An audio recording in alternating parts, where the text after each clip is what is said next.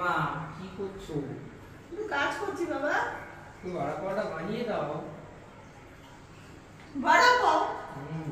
তো বড়া পাওয়ার জন্য তো পাও লাগবে। এই তো তুই পাও নিয়েও চলে এসেছিস? মানে আজকে বড়া পাও বানাতেই হবে তাই তো? তাহলে চল, আর দেরি কেন, বড়া পাও বানানো যাক। বড়া পাও বানানোর জন্য এখানে আমি নিয়ে নিয়েছি বেশ কয়েকটা আলু, যেটা আমি কেটে এবার প্রেসারে দিয়ে এটাকে সেদ্ধ করে নেব। এরপর তেলের মধ্যে দিয়ে দিচ্ছি হচ্ছে গোটা জিরে, আর সাথে দেব হচ্ছে সর্ষে।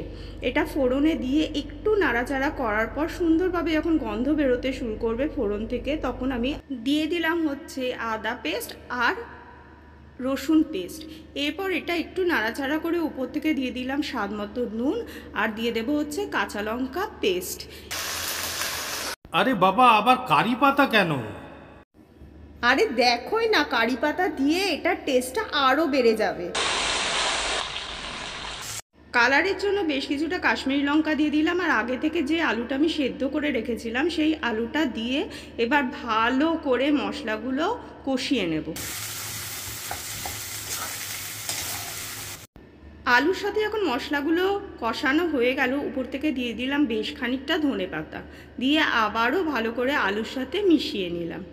কড়াই থেকে নামিয়ে আলুটা একটু ঠান্ডা হতে দিলাম, আর এইদিকে বেসনের মধ্যে নিয়ে নিলাম হচ্ছে বেশ খানিকটা জোয়ান। এরপর দিয়ে দেবো কাশ্মীরি লঙ্কা গুঁড়ো, আর দেবো হচ্ছে স্বাদ মতো নুন। এবার অল্প অল্প জল দিয়ে এটাকে ভালো করে গুলতে থাকবো। থিকনেসটা ঠিক এরকমই থাকবে।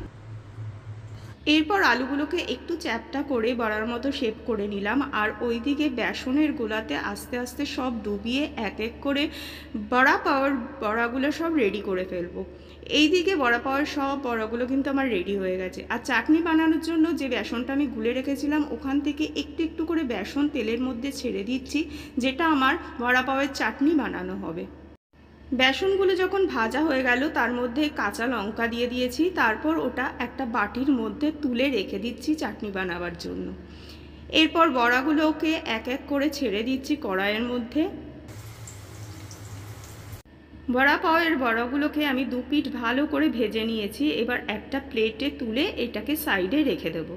চাটনি বানানোর জন্য আগে যে বেসনটা আর কাঁচা লঙ্কাটা আমি ভেজে নিয়েছিলাম, তার মধ্যেই দিয়ে দিলাম রসুন কুচি, আর দিয়ে দিলাম ধনেপাতা, আর সাথে দেবো হচ্ছে নুন আর কাশ্মীরি লঙ্কা গুঁড়ো।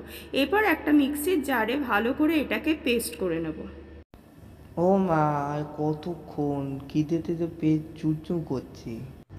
এই তো বাবা হয়ে গেছে, এখানে চাটনিটা রেডি হয়ে গেছে। এবার পাওগুলো ভাজলেই হয়ে গেল। পেটটা মাঝখান থেকে কেটে নিতে হয়?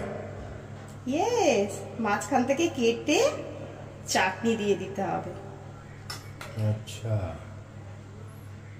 চাটনি দিয়ে আর এর মধ্যে একটা করে বড়া। ব্যাপারটা ঠিক এই রকম হবে।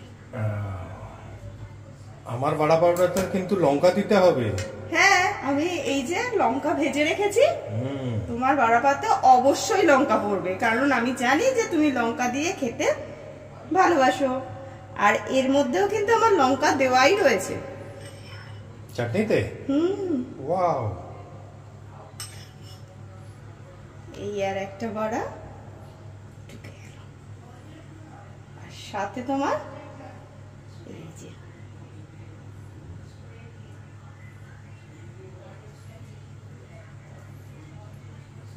ওয়াও,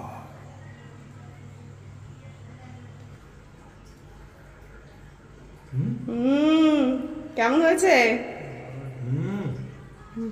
ভালো হয়েছে। আর তোমার এই কারি পাতা দিতে যে বারণ করছিলে, আবার কেন কারি পাতা? তা কারি পাতা দিয়ে ভালো লাগছে কি ভালো লাগছে?